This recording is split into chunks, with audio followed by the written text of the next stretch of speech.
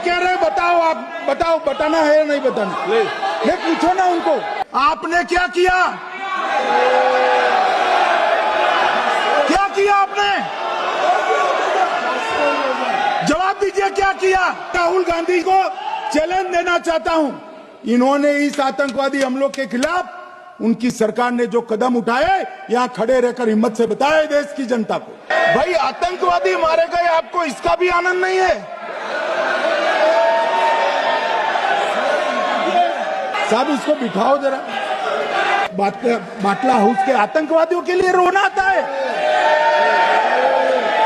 और मान्यवर हमें पूछते हैं कि आपने क्या किया? कोई अधिकार नहीं है पूछने का, कोई अधिकार नहीं है मान्यवर। हमारी तो सेना ने ठोक दिया, सीआरपीएफ ने ठोक दिया मान्यवर।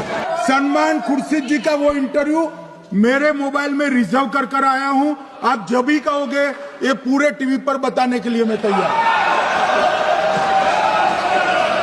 सेव कर आया हूं, इनकी इच्छा है तो कल एक समय तय करिए, यहां बता दीजिए चारों टीवी में, और देश की जनता भी देख लो। भाई आतंकवादी मारे गए, आपको इसका भी आनंद नहीं है?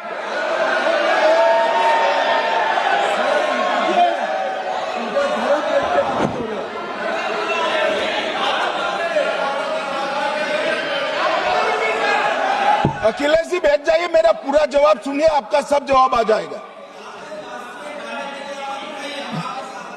भाई आप आतंकवादियों का धर्म देखकर दुखी मत होइए।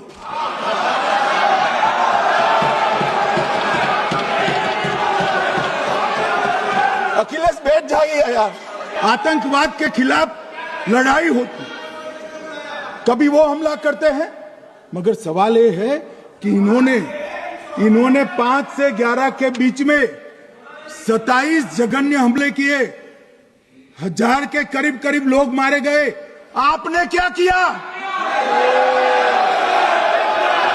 क्या किया आपने?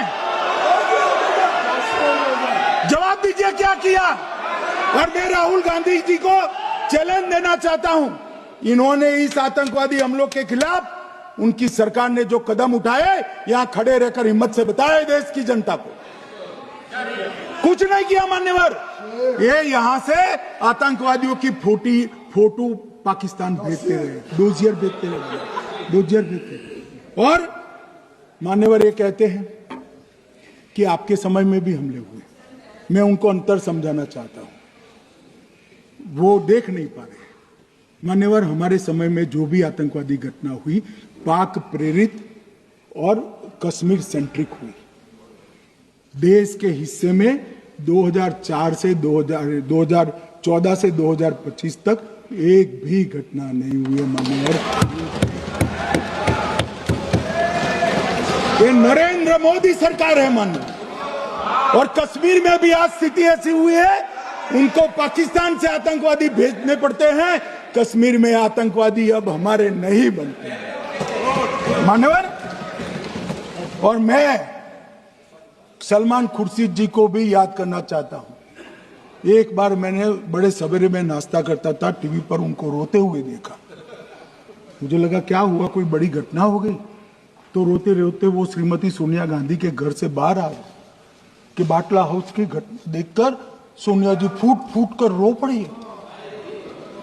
अरे रोना था तो शहीद मोहन शर्मा के लिए रोते, बाटला हाउस के आतंकवादियों के लिए रोना आता है। और मान्यवर हमें पूछते हैं कि आपने क्या किया? कोई अधिकार नहीं है पूछने का, कोई अधिकार नहीं है मान्यवर। और ये हमें पूछते थे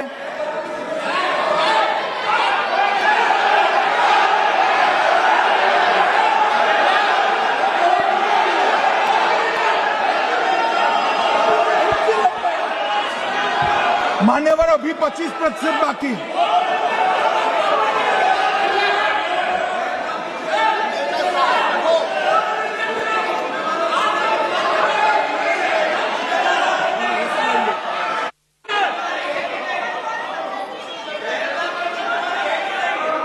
बैठिए, जवाब दे रहे हैं ना आपका, जवाब दे रहे हैं आपका। पहलगांव के बाद जो घटनाक्रम घटित उसका जवाब दे दिया ना माननीय गृह मंत्री जी ने। आपने पूछा आतंकवादियों क्या हुआ, आतंकवादियों का जवाब दे दिया। क्या पूछना चाहते हैं आप? आपने हर सवाल पूछा, हर सवाल जवाब सुनिए माननीय गृह मंत्री जी।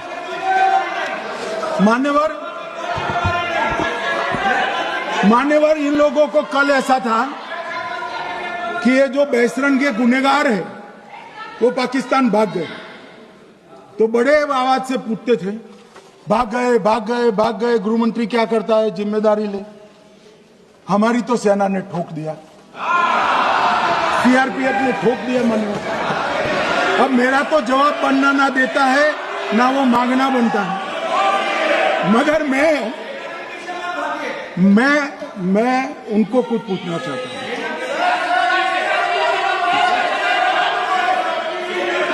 मान्यवर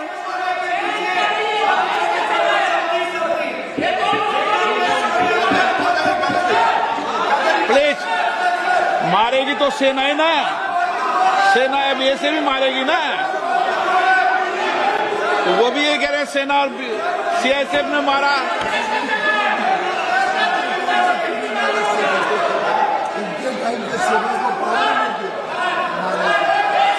मान्यवर ये कहते हैं,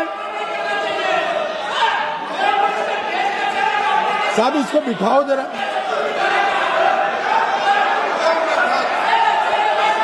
हाँ बैठिए बैठिए बैठिए बैठिए बैठिए।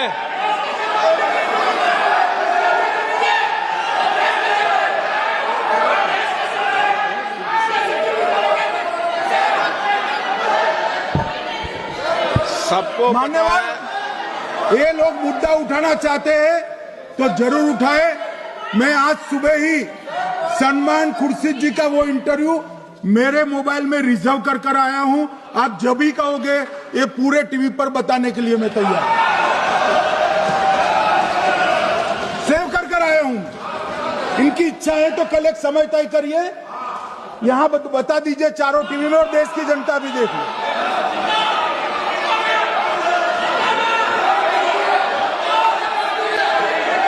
मान्यवर कह रहे हैं बताओ, आप बताओ, बताना है या नहीं बताना? मैं पूछो ना उनको। प्लीज प्लीज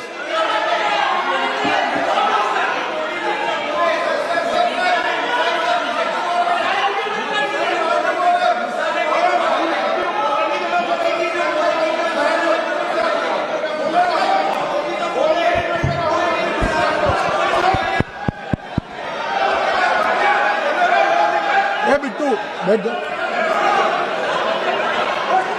मान्यवर ये पूछ रहे थे कि क्यों भाग गए। अब मेरा समय काफी जाया गया, मैं जरा संक्षिप्त में कहता हूं, घटनाओं पर नहीं जाओ। दाऊद इब्राहिम कासकर 1986 में भागा, श्री राजीव गांधी की सरकार। सैयद सलाउद्दीन 93 में भागा, कांग्रेस की सरकार। टाइगर मेमन 93 में भागा, कांग्रेस की सरकार। अनीस इब्राहिम कासकर 93 में भागा, इनकी सरकार। रियाज भटकल 2007 में भागा, इनकी सरकार। इकबाल भटकर 2010 में भागा, इनकी सरकार। मिर्जा सादाब बेग 2009 में भागा, इनकी सरकार। अब मान्यवर मेरा तो जवाब मांग लिया, हमारे सुरक्षा बलों ने मेरा जवाब भी दे दिया, अब राहुल गांधी इसका जवाब दे।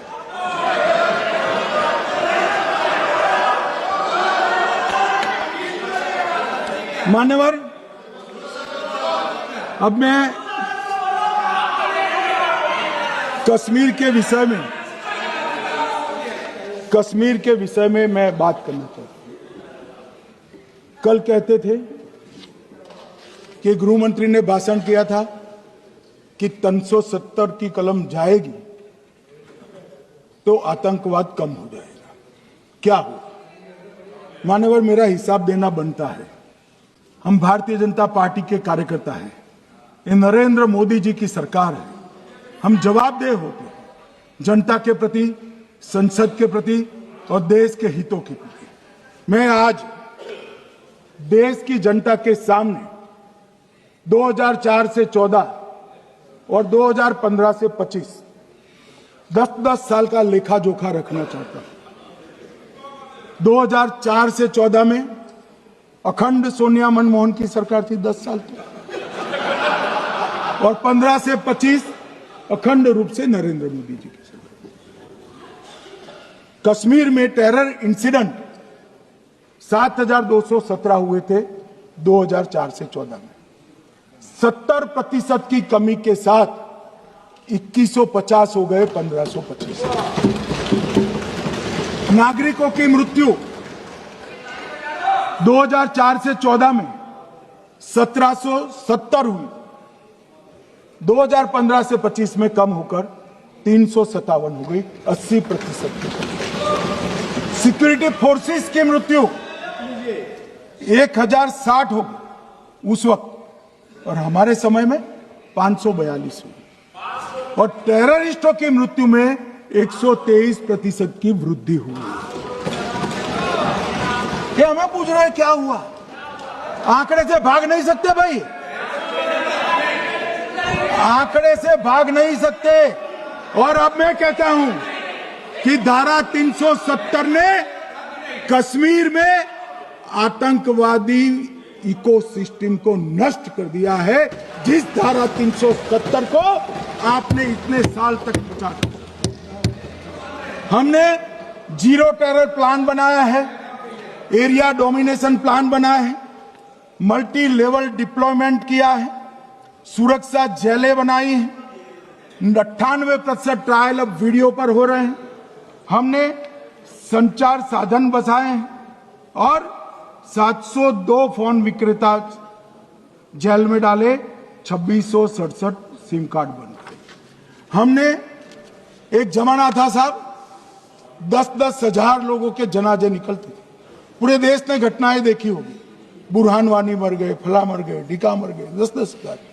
अब जो मारा जाता है उसको वही दफना दिया जाता है।